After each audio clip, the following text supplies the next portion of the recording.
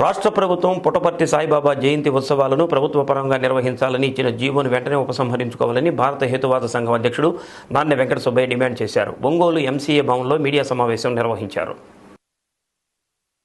ఎందుకు పనికిరాని వారు బాబా వేషాలు వేసుకుని ప్రజల అమాయకత్వాన్ని అజ్ఞానాన్ని ఆసరాగా చేసుకుని వేల కోట్ల రూపాయలు సంపాదించుకుంటున్నారని అన్నారు. ముఖ్యమంత్రి చంద్రబాబు నాయుడు రామ్దేవ్ బాబాతో కలిసి విశాఖపట్నంలో పర్యటించి శారదా పీఠానికి చెందిన భూములను రామ్దేవ్ బాబాకు అప్పగించబోతుందని, హర్షిలీ హిల్స్ వద్ద రామ్దేవ్ బాబాకు మందులు తయారు చేయడానికి స్థలాన్ని ప్రతిపాదిస్తే ప్రభుత్వం అంగీకరించేందుకు ప్రయత్నిస్తుందని, వెంటనే అలాంటి వాటిని విరమించుకోవాలన్నారు. సమావేశంలో గుమ్మళ్ల నరసింహారావు, రాజశేఖర్, రాఘవ, ప్రభుదాస్, కాళేశ బేగ్ తదితరులు పాల్గొన్నారు. రాష్ట్ర ప్రభుత్వం ఈరోజు రాజ్యాంగ విరుద్ధమైనటువంటి చేష్టలు చేస్తూ ఉంది. రాజ్యాంగ విరుద్ధ చేష్టలు ప్రభుత్వం చేయకూడదు. రాజ్యాంగంలో లౌకికవాదం రాస్తున్నాం. లౌకికవాదం ప్రకారము రాష్ట్రాన్ని పాలించాలి, దేశాన్ని పాలించాలి ఎవరైనా.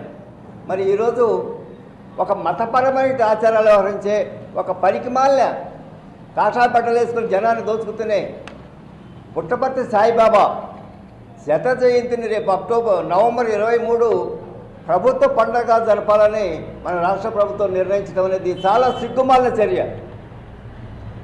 సాయిబాబా మీద ఎన్నో ఉన్నాయి. హోమోసెక్స్ అనేది నేరం కాదు, కానీ ఆయన మీద ప్రపంచవ్యాప్తంగా ఆ రకమైన చేష్టలు చేసినట్టు, అట్లాగే తన దగ్గర మాహిత్యాలు ఉన్నాయి అని ప్రచారం చేసుకుని ఎవరైనా ప్రచారం చేసుకుంటే వాళ్ళని the drugs and magic remedy act 1954 కింద అరెస్ట్ చేయాలి.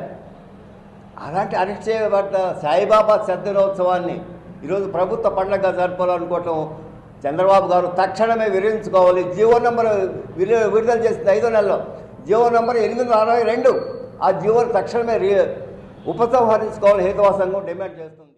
పుట్టపర్తి సత్యసాయిబాబా మీద గత 4 దశాబ్దాల నుంచి ఎన్నో రకాలైనటువంటి ప్రకటనలు, వ్యాసాలు, పుస్తకాలు కూడా విశ్వభరితంగా వ్యాప్తి చెందాయి.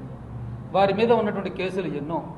అయితే వారు సంపాదించినటువంటి ఆర్థికంతో రకరకాలైనటువంటి ప్రలోభాలకు రాజకీయ నాయకులను గురిచేసి తనను తాను కాపాడుకుంటూ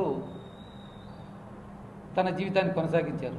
మరి అలాంటి సత్యసాయిబాబా గురించి విద్యార్థులకు ఎలా బోధించాలో ఆలోచించండి. విద్యార్థులకి అలాంటి మతవాదుల గురించి, బాబాల గురించి చెప్పడం మూలంగా దేశంలో దేశభక్తులు తయారవుతారో, దేశద్రోహులు తయారవుతారో ఆలోచించాల్సినటువంటి అగత్యం ఉంది. అలాగే రామ్దేవ్ బాబా, ఇక అతను పెద్ద